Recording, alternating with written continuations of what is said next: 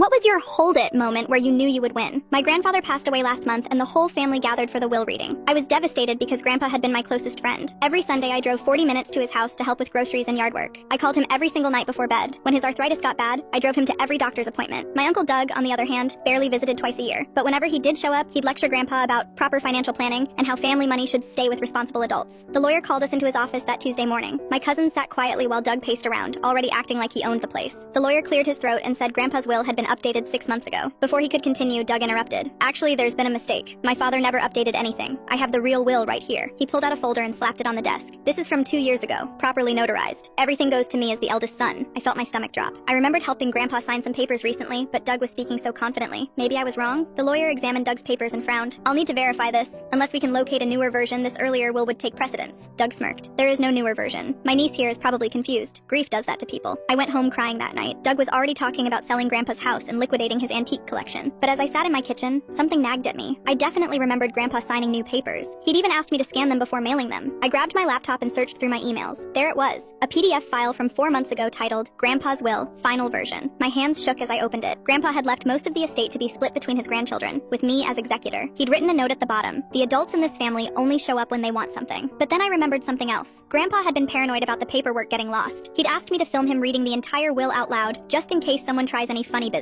I'd used my phone and completely forgotten about it. I scrolled through my camera roll until I found it. There was Grandpa, sitting in his favorite armchair, clearly stating the date and reading every word of the updated will. He even explained why he was making the changes. The next morning, I marched back into the lawyer's office. Doug was already there, signing papers and acting like the grieving son. He looked up when I walked in. Oh good, you're here to witness me taking care of our father's final wishes. The lawyer asked if I had any objections to the proceedings. Doug waved his hand dismissively. She's just upset. There's no valid update to the will. I've been handling my father's affairs for years. I pulled out my phone and said, hold it. Everyone froze. I played the video. Grandpa's voice filled the room, calm and clear. Today is March 15th, and I'm recording this to make sure there's no confusion.